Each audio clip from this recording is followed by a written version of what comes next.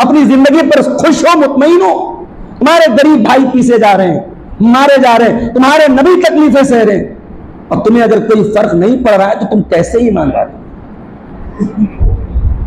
अलम यान लिल्लज़ीना आमनू, क्या ईमान वालों के लिए अभी वो समय नहीं आया?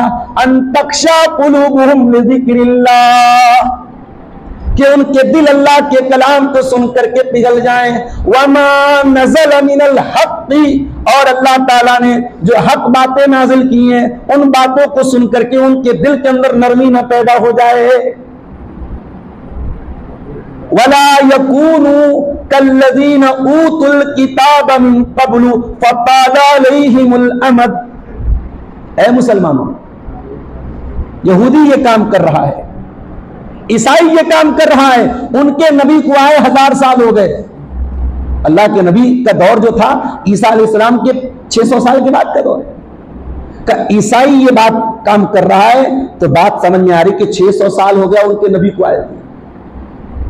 यहूदी ये हरकत कर रहा है, उसके नबी को आए बहुत जमाना हो गया, लंबा टाइम गुजर गया। फ़क़सत क़ुलूबुहुम, उनके दिल कठोर हो गए। तुम्हारे दिल क्यों कठोर हो गए?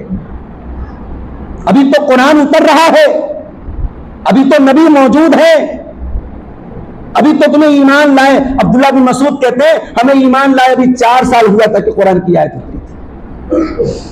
अभी तुम्हें ईमान लाए 4 साल हुआ है, 5 साल हुआ है, अभी तो तुम्हारा ईमान के साथ रिश्ता बड़ा नया है। ऐ ईमान वालों, तुम अपने दिल का जायजा लो। तुम्हारे दिल क्यों सख्त हो गए? तुम्हारे दिल क्यों कठोर हो गए? अब जरा गौर करके मेरे भाइयों अपने दिल पे हाथ रख के बताओ कि अगर अल्लाह अपने नबी के सहाबा को इताब कर रहा है, डांट रहा है, नाराजगी का इजहार कर रहा है, जबकि सहाबा किराम बहुत अच्छे लोग थे। मैंने शुरू में कहा वैसे लोग दुनिया में कभी नहीं आए, उनसे कुछ कमी कोताही हुई होगी, अल्लाह ने उसको भी माफ कर दिया। अल्लाह ने सारे सहाबा को जन्नती करार दिया। अगर अल्लाह अपने नबी के सहाबा पर गुस्से का इजहार कर रहा है सिर्फ इसलिए कि तुम्हारे दिलों में वो नरमी नहीं पैदा हो रही है जो होनी चाहिए, तो फिर हमारा और आपका क्या हाल होगा? कभी हम और आप अपने दिलों का जायजा लें और गौर करें कि हमारे दिल का क्या हाल। चेहरे पर तो बहुत मेहनत हो रही है, बॉडी पर तो बहुत मेहनत हो रही, कपड़े पर तो बहुत मेहनत हो रही, औरतें 1-1 घंटा मेकअप करती हैं, नौजवान अपने जिस्म पर, अपने ड्रेसिंग सेंस पर, अपनी बॉडी पर, अपने फिजिकल अपीयरेंस पर कितनी मेहनत कर रहा है।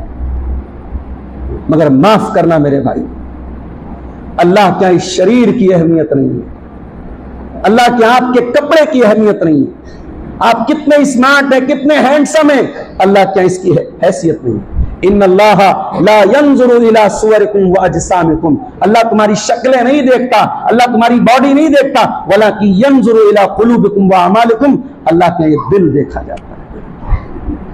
और मुझे कहने दीजिए मेरे भाइयों कि हमारे दिल बहुत सख्त हो चुके हैं। क्या माइक ऊपर करेंगे, दुनिया भर का माइक तो इसमें लगा हुआ है।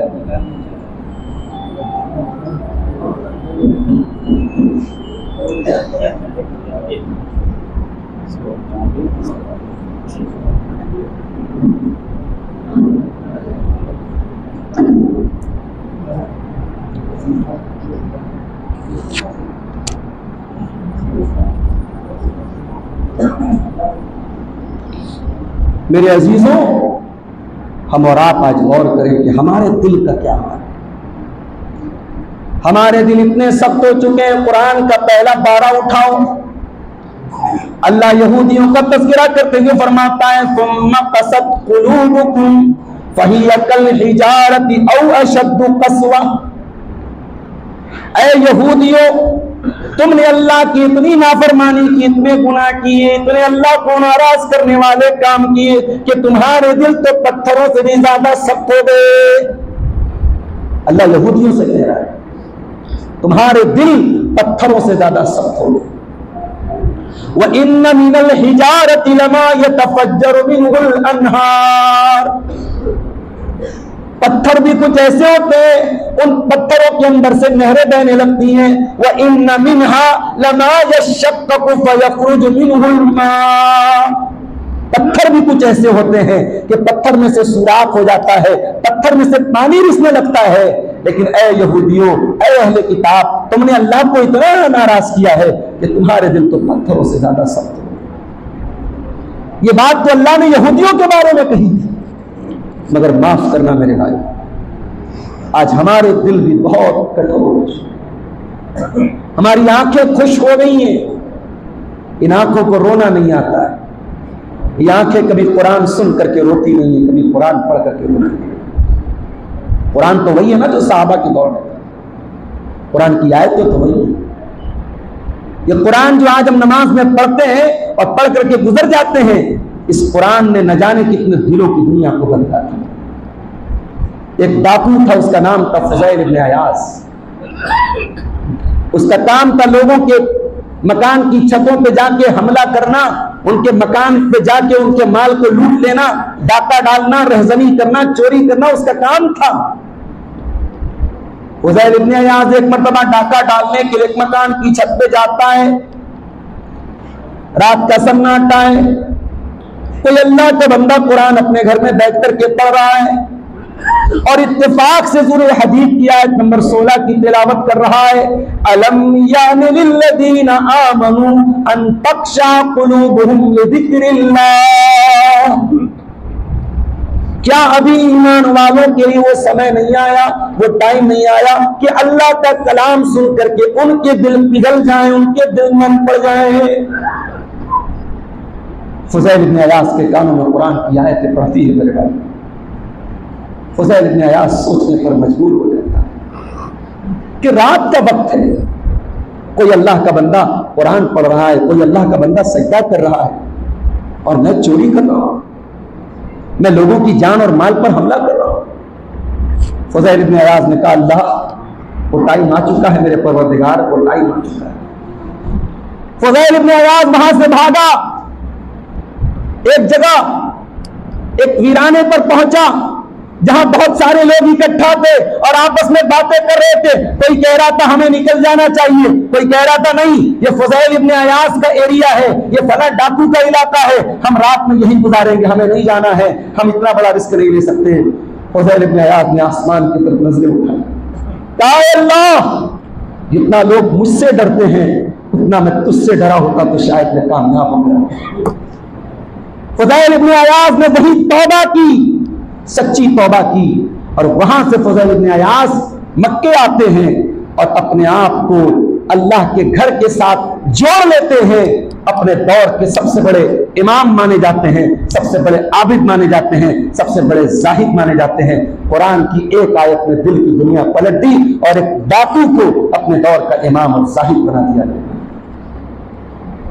और आज के दौर में भी ऐसी मिसालें मौजूद हैं, बस दिल नर्म होना चाहिए मेरे भाई। सऊदी अरब की सरजमीन पर आज लोगों को यह तो नजर आता है साहब वहां बड़ी बुराइयां हो रही हैं, वहां ये हो रहा है, वहां वो हो रहा है।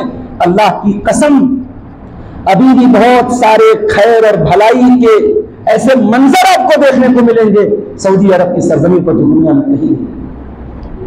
मैं एक लेटेस्ट वाकया आपको बताता हूं।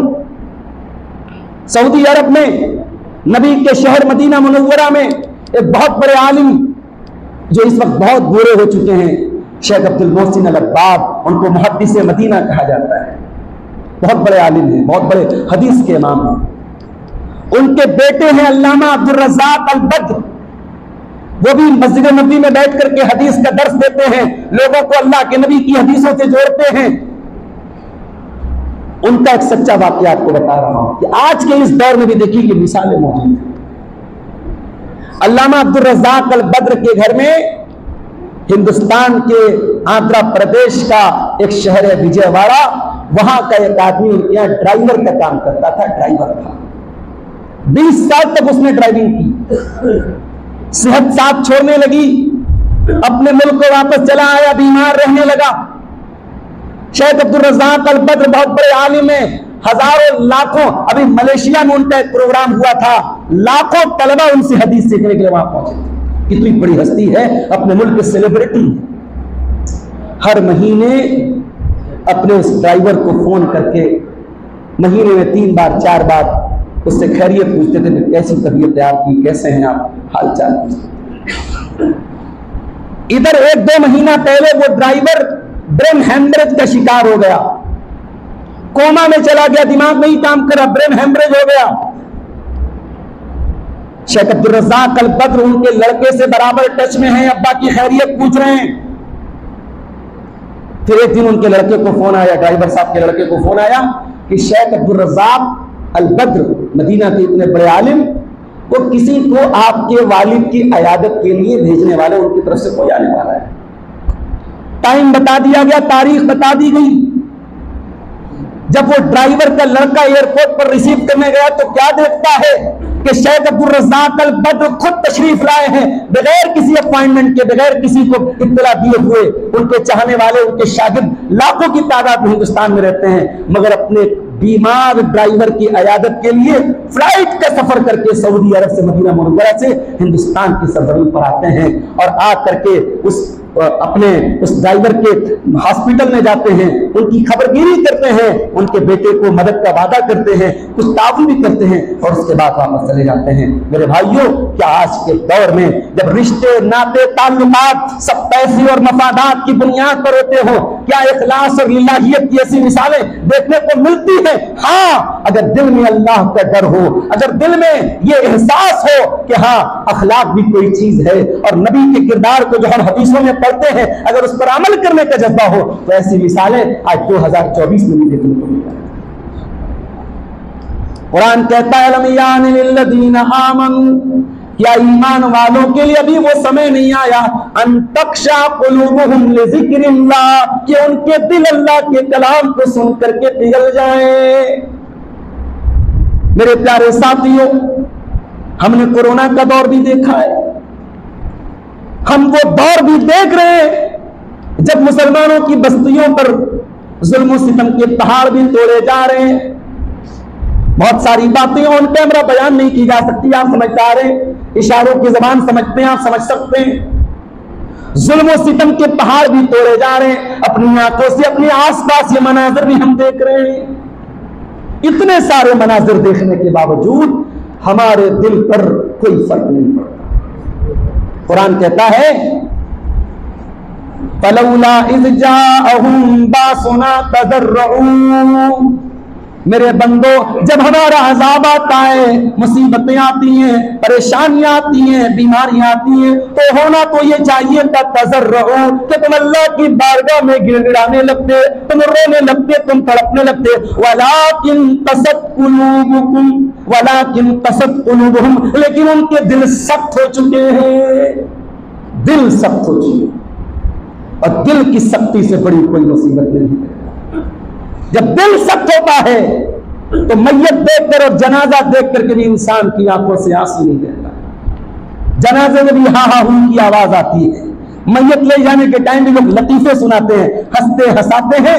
यकीन ना आए, अपने गांव की, अपने इलाके की, अपनी रिश्तेदारी की किसी मैयत में जाके आते हैं। नबी का हाल तो ऐसा नहीं था मेरे भाई। अल्लाह के नबी गरहन की नमाज पढ़ा रहे, गरहन की नमाज आप पढ़ा रहे, और अल्लाह के नबी का हाल ये था कि जब आप अगर तेज हवा भी चलते हुए देखने थे तो रोने लगते थे, घुटनों के बल गिर जाते थे। और जब हवा चलना बंद हो जाती थी और मौसम नॉर्मल हो जाता था तो आप सहाबा से कहते थे कि जब मैं हवाओं को तेज चलते हुए देखता हूं, जब मैं आसमान पे बादलों को देखता हूं तो मैं डर जाता हूं, कहीं ऐसा न हो कौम आप के लोगों ने भी आसमान में बादल देखा था, कौम समूद के लोगों ने भी आसमान में बादल देखा था और ये समझा था कि रहमतों की बारिश होने वाली है, मगर वो बादल उन पर अजाब बन के आया था। ऐ मेरे सहाबा, मैं हवाओं को तेज चलता हुआ देखता हूं, मैं बादलों को देखता हूं, मैं डर जाता हूं, मैं दुआ करता हूं, अल्लाहुम्मा अजअलहा रहमतल लना, ऐ अल्लाह इस हवा को, इस बदली को तू हमारे लिए रहमत बना दे। ये दुआएं करते थे अल्लाह। गरहन की नमाज आपने पढ़ाई और गरहन की नमाज का सलाम फेरने के बाद जब आपने खुतबा दिया तो आपने खुतबे में फरमाया कि ऐ मेरे सहाबा, मुझे नमाज ग्रहण के दौरान अजाब कब्र का मंजर भी दिखाया गया। मा रअयतु मंजरन अफज़ा मिन्हु क़त्तु, मैंने अजाब कब्र से ज्यादा खतरनाक कोई मंजर नहीं देखा।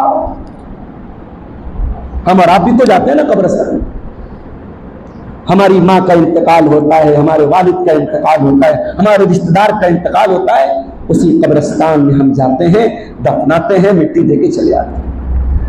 हम ये क्यों नहीं सोचते, हमारा बाप था, सारी जिंदगी हमें लिखाया पढ़ाया, हमारे लिए खून पसीना एक किया, आज मरने के बाद उस बाप के हम कोई काम नहीं आ रहे हैं। वो कब्र में गया है, खुद ही हिसाब किताब को फेस करेगा, सवाल जवाब को फेस करेगा, वहां मुनकर नकीर सवाल जवाब करेंगे, कोई मदद करने वाला नहीं, और वो चीज हमारे ऊपर भी आने वाली है। हम उसको उस चीज को देख करके मेरे भाइयों अपने दिल में उसका डर क्यों नहीं पैदा। अबू दाऊद की रिवायत है, एक अंसारी साहबी का जनाजा है, अल्लाह के प्यारे नबी जनाजे में शामिल हैं, जनाजे को कब्र में उतारा जा रहा है और कब्र के करीब में अल्लाह के नबी बैठे हुए हैं और आपके सहाबा भी आपके आसपास बैठे हुए हैं।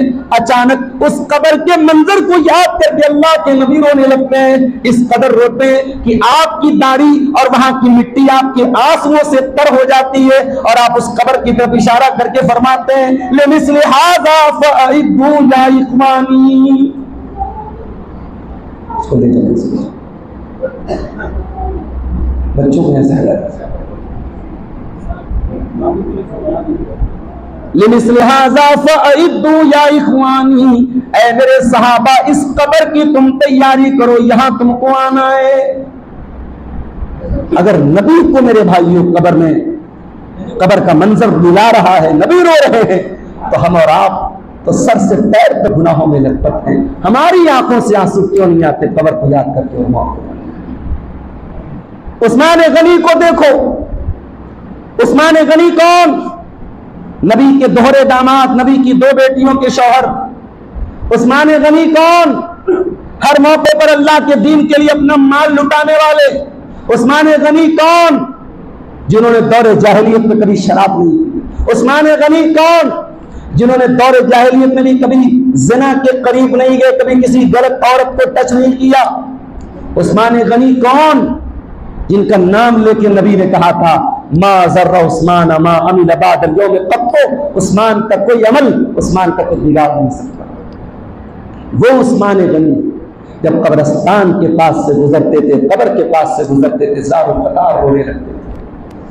पूछा गया उस्मान, जन्नत की बातें आती है तो आप नहीं रोते हैं, जहन्नम की बातें आती हैं तो आप नहीं रोते हैं, कब्रिस्तान को देख करके और कब्र को देख करके क्यों रोने लगते हैं? फरमाया, मैंने अपने नबी को ये फरमाते हुए सुना था, इन्नल कब्र अव्वल मंजिल मिन मनाजिल आखिरा, बेशक ये कब्र आखिरत की पहली मंजिल है।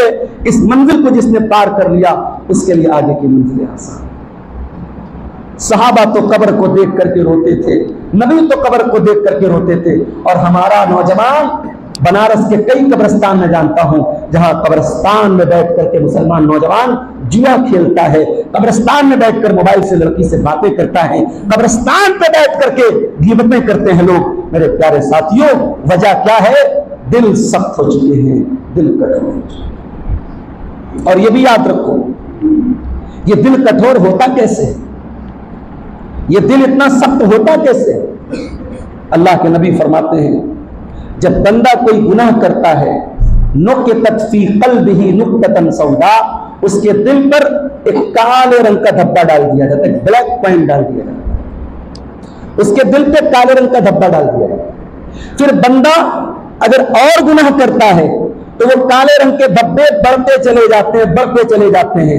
अगर बंदा तौबा कर लेता है तो धब्बा मिटा दिया जाता है, अगर बंदा दोबारा गुनाह करता है वो धब्बा बढ़ता चला जाता है, हत्ता तालु क़ल्बहु, यहां तक कि वो धब्बे इंसान के पूरे दिल पर हावी हो जाते हैं। और जब ये हालत हो जाती है तो अल्लाह के नबी ने कुरान की आयत पढ़ी, कल्ला बल रान अला कुलूबिहिम मा कानू यक्सिबून, तुम्हारे करतूतों ने तुम्हारे दिल पर पर्दा डाल दिया है, तुम्हारे दिल को ढांप दिया है, तुम्हारे दिल पर गुनाहों की लेयर चढ़ गई है, गुनाहों की परत चढ़ गई है। मेरे अजीजों, मेरे भाइयों, मेरे बुजुर्गों, मुझे कहने दीजिए कि आज गुनाहों की परत ने, गुनाहों की तह ने और गुनाहों की लेयर ने हमारे दिलों को सख्त बना दिया। न हमें मौत रुला पाती है, न कुरान हमें रुला पाता है, न कब्र का मंजर हमें रुला पाता है।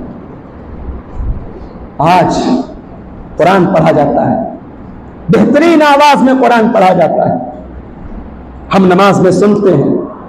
मैंने मक्का में भी देखा, अभी रमजान के लास्ट में मैं जब मक्का गया, मैंने देखा इफ्तार का टाइम होने वाला है, इफ्तार का टाइम होने वाला है। 10 मिनट पहले मैं वहां पहुंच गया, क्योंकि रश बहुत रहता है रमजान के आखिरी से। एक बांग्लादेशी मेरे आगे बैठा हुआ था, नौजवान लड़का था। मैं बैठ करके मोबाइल पर, टाइम बचा है 10 मिनट, मैंने सोचा थोड़ा तिलावत कर लेता हूं। वो लड़का भी तिलावत कर रहा था। तिलावत करते करते बहुत देर तक उसने तिलावत की, फिर ऐसा लगा कि वो थक गया तिलावत करते करते, टाइम काफी बाकी था। उसने तिलावत बंद की और उस वक्त कोई क्रिकेट का कोई मैच चल रहा था, शायद आईपीएल का मैच चल रहा था। वो आईपीएल का मैच हरम में बैठकर, सामने खाने काबा है, हरम में बैठे हम लोग, वो हरम में बैठ करके आईपीएल का स्कोर देख रहा है, मैच देख रहा है। ये क्यों हो रहा है मेरे भाई? बड़ी बड़ी बॉलीवुड की हीरोइनें तवाफ करने जा रही, उम्रा करने जा रही हैं, वहां फोटो शूट कर रही हैं, अलग अलग एंगल से। I am in Medina, I am at Mecca, picnic spot बना के रखा है। तू तवाफ करने गई है कि तू अपनी इबादत की तशहीर करने, नुमाइश करने गई है? इबादतों की रूहानियत खत्म हो गई मेरे भाई, तवाफ की रूहानियत खत्म हो गई, हज की रूहानियत खत्म हो गई। क्यों? क्योंकि दिल सख्त हो गए। अब हरम में भी कुरान पढ़ करके और कुरान सुन करके आंखों में आंसू नहीं आते, जबकि ये वही कुरान है। लौ अंज़लना हाज़ल कुरान अला जबलिन लरअयतहु खाशिअन मुतसद्दियन मिन खशियतिल्लाह। इस कुरान को अगर हमने किसी पहाड़ के ऊपर भी उतारा होता तो पहाड़ भी अल्लाह के खौफ से रेजा रेजा हो जाता। अगर कुरान के असर से पहाड़ रेजा रेजा हो सकता है, हमारे दिल की क्या औकात है मेरे भाई? हमारा दिल तो गोश्त गोश्त का बना हुआ मुलायम सा दिल। एक मर्तबा अल्लाह के नबी हजरत अब्दुल्ला बिन मसूद से कहते हैं, अब्दुल्ला मैं कुरान सुनना चाहता हूं, मुझे कुरान पढ़ के सुनाओ। अब्दुल्ला बिन मसूद बड़े प्यारे सहाबी, अल्लाह के नबी के बड़े मशहूर साहब, और अब्दुल्ला बिन मसूद बिल्कुल दुबले पतले थे, इतने दुबले थे एक मर्तबा पेड़ पे चढ़ के मिसवाक तोड़ रहे थे, तो उनकी पतली पतली जो टांग थी हवा में लहरा रही थी, तो सहाबा देख करके हंसने लगे। नबी ने पूछा क्यों हंसते हो? कहा अल्लाह के नबी देखिए अब्दुल्ला पेड़ पे चढ़े हैं और उनकी पतली पतली टांगें हवा में लहरा रही हैं। अल्लाह के नबी ने फरमाया तुम्हें मालूम है कयामत के दिन अल्लाह के मीजान पर अब्दुल्ला बिन मसूद की ये पतली पतली टांग उहद पहाड़ से भी ज्यादा वजनदार। दुबले पतले थे मगर ईमान था और कुरान पढ़ते थे, इतना प्यारा कुरान पढ़ते थे। अल्लाह के नबी फरमाते हैं अगर किसी को बिल्कुल तरोताजा कुरान सुनना हो, अब्दुल्ला बिन मसूद से कुरान सुनो। एक मर्तबा अल्लाह के नबी अब्दुल्ला बिन मसूद से कहते हैं, अब्दुल्ला इक़रा अलैहिल कुरान, मुझे कुरान पढ़ के सुनाओ। हजरत अब्दुल्ला ने कहा अल्लाह के नबी मैं आपको कुरान पढ़ के सुनाऊं? कुरान तो आप ही के ऊपर उतरा है, आपके ऊपर नाज़िल हुआ है, मैं आपको कैसे सुना सकता हूं? आपने फरमाया अब्दुल्ला आज मैं दूसरे के मुंह से कुरान सुनना चाहता हूं, मुझे सुनाओ कुरान। हजरत अब्दुल्ला कहते हैं मैं सूरह निसा की तिलावत कर रहा, मैं सूरह निसा पढ़ने लगा और पढ़ते पढ़ते जब मैं सूरह निसा की आयत नंबर 31 पर पहुंचा, फकैफ इज़ा जीना मिन कुल्ली उम्मतिन बिशहीद व जीना बिका अला हाउलाई शहीदा। ऐ नबी जरा याद कीजिए वो मंजर जब हम आपको सारी उम्मत के ऊपर गवाह बनाएंगे और तमाम नबियों को उनकी कौमों के ऊपर गवाह बनाएंगे और आपको आपकी उम्मत के ऊपर गवाह बनाएंगे। अब्दुल्ला कहते हैं जब मैं इस आयत पर पहुंचा हूं, अल्लाह के नबी ने कहा हस्बुकलान, अब्दुल्ला बस कर दे, रुक जा, थम जा। अब्दुल्ला कहते मैंने नजरें उठा के देखा, फैजा ऐनाहु कज़रिफान, अल्लाह के प्यारे नबी की आंखों से आंसू बह रहे थे, अल्लाह के नबी रो रहे थे। क्यों? उस जिम्मेदारी का एहसास जो कुरान जिस जिम्मेदारी का एहसास याद दिला रहा है, उस जिम्मेदारी का एहसास करके हजरत अल्लाह के प्यारे नबी सल्लल्लाहु अलैहि वसल्लम। मेरे भाइयों, ये कुरान आज हमारी आंखों में आंसू क्यों नहीं लाता है? न मर्दों की आंखों में आंसू है, न औरतों की आंखों में आंसू। हजरत आयशा को देखो, ये चाँद की नमाज पढ़ रही है, इनके भांजे आते हैं, हजरत कासिम बिन मोहम्मद बिन अबी बकर, अबू बकर सिद्दीक के पोते, इनके भतीजे आते हैं अपनी फूफी से मिलने के लिए। आते हैं, देखा फूफी जान नमाज पढ़ रही है और चाश्त की नमाज पढ़ रही हैं और इत्तेफाक से सूरह तूर की तिलावत कर रही हैं और सूरह तूर की इस आयत पर पहुंची हैं। अल्लाह ताला फरमाता है कि जन्नती जब जन्नत में जाएंगे तो कहेंगे फमन्नल्लाहु अलैना व वक़ाना अज़ाबस समूम। जन्नती कहेंगे, आय अल्लाह तेरा शुक्र है, तेरा एहसान है, तूने हमको जन्नत में दाखिल कर दिया, हमें जहन्नम की गर्म हवाओं से बचा दिया, हमें जहन्नम की आग से बचा दिया। इस आयत पर अम्मा ऐसा पहुंच करके रोने लगती हैं। हजरत कासिम कहते हैं, मैंने देखा मेरी फूफी जान इस आयत को पढ़ रही हैं और रो रही हैं।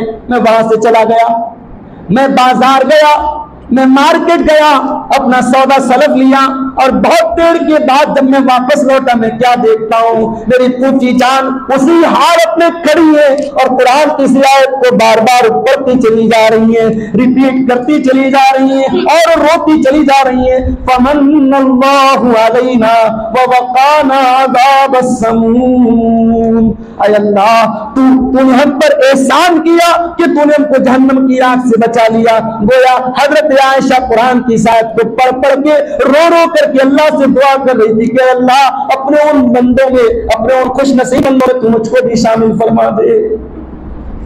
ये थी नबी की बीवी, ये थी हम सब की मां। हमारी आंखें क्यों खुश हो गई है?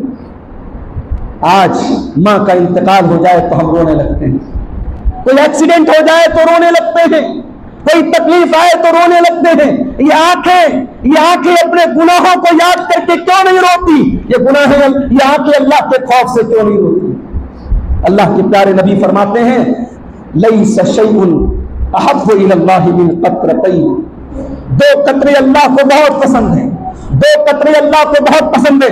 कतरतु दुमूइन मिन खशियतिल्लाह, एक आंसुओं का कतरा है जो इंसान की आंखों से अल्लाह के डर से निकलता है। और कतरतु दमिन तुहराक़ु फी सबीलिल्लाह, और एक खून का कतरा है जो अल्लाह की राह में बहता है। ये दो कतरे अल्लाह को बहुत पसंद है। अल्लाह के प्यारे नबी फरमाते हैं, कयामत का दिन होगा, सूरज 1 मील की दूरी पर होगा, लोग गर्मी से बेहाल होंगे। अल्लाह ताला अपने कुछ खुश नसीब बंदों को अपने अर्श का साया देगा। उन खुश नसीब बंदों में एक बंदा वो भी होगा, वह रजुलुन ज़करल्लाह खालियन फफ़ाज़त ऐनाह, जो तन्हाई में अल्लाह को याद करे और उसकी आंखों से आंसू बहे। मेरे भाइयों, कभी तन्हाई में बैठकर हम सब सोचें और गौर करें, हमारे नामे अमाल में क्या है। कुरान बार बार कहता है, फमन सक़ुलत मवाज़ीनुहु, कयामत के दिन जिसकी नेकियों का पलड़ा भारी होगा, फहुवा फी ईशतिर राज़िया, वो कामयाब होगा। वमन खफ़्फ़त मवाज़ीनुहु, जिसकी नेकियों का पलड़ा हल्का होगा, फउम्मुहु हाविया, उसका ठिकाना जहन्नम होगा, उसका ठिकाना हाविया होगा। कभी हम रातों की तन्हाई में बैठ करके सोचें और गौर करें कि आज अगर मौत हो गई, आज अल्लाह के पास चले गए और आज अल्लाह हमारा हिसाब लेगा, तो हम क्या मुंह दिखाएंगे अल्लाह को? हमारे नामे अमाल में गुनाह ज्यादा है या नेकी ज्यादा है? मेरे भाइयों, अल्लाह का जो हिसाब होगा वो तो बाद में होगा। हम खुद अपना हिसाब कर ले, हम खुद अपने आप को जांच ले। और अल्लाह कुरान में कहता है कि मेरे बंदो, हम कयामत के दिन तुम्हारा नाम अमाल तुम्हारी गर्दन में लटका देंगे और हम कहेंगे, इक़रा किताबका कफ़ा बिनफ़्सिकल यौमा अलैका हसीबा। मेरे बंदे, हम तेरा हिसाब नहीं लेंगे, आज तो खुद अपना हिसाब ले ले, तो बता दे तेरे साथ क्या होना चाहिए। मेरे भाइयों, गुनाहों की जिंदगी से हम तौबा कर लें। ये शैतान का बहुत बड़ा वसवसा है। हम कल सुधर जाएंगे, कल से नमाज शुरू कर देंगे, कल से ज़िना छोड़ देंगे, कल से शराब छोड़ देंगे, कल से गलत काम छोड़ देंगे। वो कल कभी नहीं आया है, वो कल कभी नहीं आया है। मेरे नबी की तालीम ये है, अपनी जिंदगी की हर रात को आखिरी रात समझो, अपनी जिंदगी के हर दिन को आखिरी दिन समझो। नहीं मालूम, हमारे अब्दुल हफीज भाई आए हैं बनारस से, हमारे दोस्त हैं, ये मरीजों और डॉक्टरों से इनका बड़ा ताल्लुक है, बहुत सारे केस आते हैं। मैं पिछले 2 सालों में मैं ट्रैक कर रहा हूं, मैं साथ में उठता बैठता हूं। कैंसर के पेशेंट बड़ी तादाद में बनारस में मिल रहे हैं, और ये सिर्फ बनारस की बात है, ऑल ओवर इंडिया बड़ी तेजी से कैंसर के मरीज मिल जाएंगे आपको। अच्छा खासा भला इंसान, क्या साहब बीमार हुआ, जांच हुई और कैंसर की बीमारी निकल। नौजवान आदमी, बूढ़े की बात नहीं कर रहा हूं, जवान आदमी बीमार हुआ, कैंसर का मरीज, टीबी का मरीज, ट्रीटमेंट हुआ, इलाज हुआ, अपने दिल की तसल्ली के लिए डॉक्टरों से इलाज कराया गया, मगर मर्ज बढ़ता गया जूझू दवा की, और इंसान अल्लाह को प्यारा होता है। मेरे भाइयों, आज लोग नया साल मनाते हैं, लोग बर्थडे मनाते हैं, लोग एनिवर्सरी मनाते हैं, लोग नए साल का जश्न मनाते हैं, जबकि इंसान को सोचना चाहिए उसकी जिंदगी का हर आने वाला दिन उसको कब्र से करीब कर रहा है, उसको मौत से करीब कर रहा है। जैसे जैसे हमारी जिंदगी गुजर रही है, बर्फ की तरह पिघल रही है। और मुझे वो जुमला याद आता है, सलफ में से एक साहब ने एक आदमी को मार्केट में देखा, वो बर्फ बेच रहा था, मार्केट में बर्फ बेच रहा था। सुबह से दोपहर हो गई, बर्फ थोड़ी सी बिकी है और बर्फ बड़ी तेजी से पिघल रही है। जब दोपहर हो गई और कस्टमर आना बंद हो गए, तो वो बर्फ बेचने वाला चिल्लाने लगा और कहने लगा, ओ लोगों, इसके पहले कि मेरा कैपिटल खत्म हो जाए, मेरी पूंजी खत्म हो जाए, मेरा बर्फ खरीद लो, मेरा बर्फ जल जाएगा, मेरा बर्फ पिघल जाएगा, मेरा बर्फ खरीद लो। वो कहते हैं, वो साहब कहते हैं, जिन्होंने ये मंजर देखा था, उन्होंने कहा, जब मैंने उस बर्फ बेचने वाले को देखा, तब मुझे कुरान की शायद का मतलब समझ में आया, वल अस्र इन्नल इंसान लफी खुस्र, जमाने की कसम, बेशक इंसान बहुत बड़े खसारे में है। जिस इंसान ने अपनी आखिरत की तैयारी नहीं की, जिस इंसान ने अपनी कब्र की तैयारी नहीं की, जिस इंसान ने अपने बाल बच्चों को जहन्नम से बचाने की तैयारी नहीं की, जिस इंसान ने अपने दिल की सख्ती को दूर करने के लिए मेहनत नहीं की, मेरे भाइयों, दुनिया में कुछ भी कर ले और बना ले, उस इंसान से बड़ा खसारा उठाने वाला कोई नहीं होगा।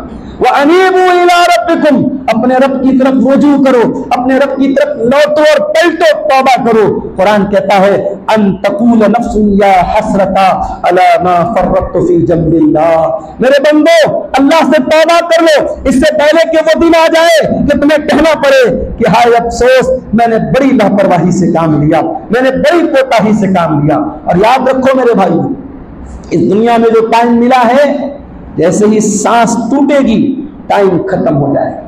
इस दुनिया के बाद अब कोई दूसरी जिंदगी मिलने वाली नहीं है, अमल करने वाली यही जिंदगी है।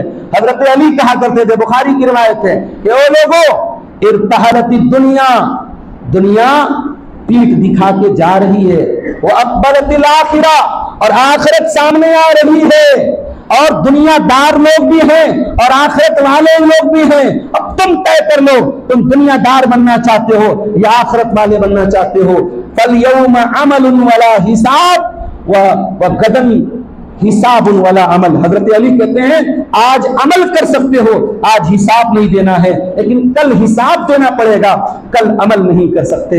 मेरे अजीजों, मेरे भाइयों, जब मौत आएगी, मौत का फरिश्ता हमारी रूह को कब्ज करेगा और हमारी रूह अल्लाह के पास जाएगी, तो हम एक तमन्ना करेंगे, हम एक आरज़ू करेंगे। क्या कहेंगे? हत्ता इज़ा जाअ अहदहुमुल मौत क़ाल रब्बि इरजिऊन। इंसान कहेगा, अल्लाह एक चांस और दे दे, एक मौका और दे दे, लअल्ली आमलु सालिहा, एक मौका और दे दे अल्लाह, मैं वादा करता हूं मैं नेक अमल करूं। बंदा अल्लाह से एक मौका और मांग रहा है, लड़की की शादी करने के लिए नहीं मांग रहा है, मकान बनाने के लिए नहीं मांग रहा है, नया बिजनेस स्टार्ट करने के लिए नहीं मांग रहा है, एक मौका और मांग रहा है, लअल्ली आमलु सालिहा, अय अल्लाह मैं नेक अमल करूंगा, तुझे राजी करने वाला अमल करूंगा। अल्लाह फरमाता है, कल्ला, नहीं, ये पॉसिबल नहीं, ऐ मेरे बंदे, ये मुमकिन नहीं है, मौत आ चुकी है, अब दोबारा तुझे कोई चांस नहीं मिलेगा। इन्नहा कलिमतुन हुवा काइलुहा, तुझे जो मौका मिलना था मिल चुका, अब तो बस तू बात ही बात कर रहा है, ये बात पूरी होने वाली नहीं है। वमिन वराइहिम बरज़खुन इला यौमिल यबअसून, अब कयामत तक तुझे बरज़ख में रहना है, कब्र में रहना है। मेरे अजीजों, मेरे भाइयों, मेरे बुजुर्गों, तैयारी करना है तो उस कब्र की तैयारी करो, तैयारी करना है उस आखिरत की जिंदगी की तैयारी करो। ये 40-50 साल की जिंदगी तो जैसे तैसे कट जाएगी। यहाँ का दुख हमेशा का दुख नहीं है, यहाँ का सुख हमेशा का सुख नहीं है। यहाँ के सुख की भी कोई गारंटी नहीं, यहाँ के दुख की भी कोई गारंटी नहीं, लेकिन वहां जो दुख होगा वो हमेशा हमेशा दुख होगा, और वहां जो सुख होगा वो हमेशा हमेशा सुख होगा। हम जुमा की नमाज पढ़ते हैं, इमाम साहब कुरान की तिलावत करते हैं, और इमाम साहब ये तिलावत पढ़ते हैं इस आयत को, बल तुसिरूनल हयातद दुनिया।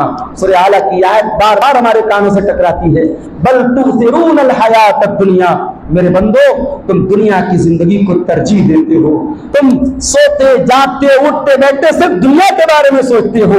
वल आखिरतु खैरुन व अबका, जबकि आखिरत की जिंदगी ज्यादा बेहतर और ज्यादा बाकी रहने वाली है। एक आखिरी बात बयान करके बात खत्म करता हूं। देखो, अपनी फैमिली को भी ऐसा बनाओ, अपने परिवार को भी ऐसा बनाओ कि कभी आपसे कोई कमी हो जाए तो आपका बेटा खड़ा होकर के आपकी इस्लाह करे। मुझे एक वाकया याद आया, हजरत उमर बिन अब्दुल अजीज रहमतुल्लाह अलैह खलीफा होने के बाद खिलाफत की जिम्मेदारी मिली, लोगों से मिलना जुलना, तमाम कागज पत्तर तैयार करना, रात हो गई। हजरत उमर बिन अब्दुल अजीज रहमतुल्लाह अलैह घर में आए और बिस्तर पे जाने लगे। उनके बेटे ने कहा, अब्बा जान अमीरुल मोमिनीन क्या कर रहे हैं? कहा, बेटा बहुत मेहनत आज हो गई, बहुत काम पड़ गया, थोड़ा सुस्ताने जा रहा हूं, आराम करने जा रहा हूं। बेटे ने कहा, अब्बा जान क्या इस बात की गारंटी है कि आप कल तक जिंदा रहेंगे? कहा, नहीं, इस बात की गारंटी तो नहीं है बेटा। बेटे का नाम अब्दुल मलिक था। उमर बिन अब्दुल अजीज रहमतुल्लाह अलैह बहुत नेक इंसान है, उनका बेटा कैसा है जरा ये देखिए।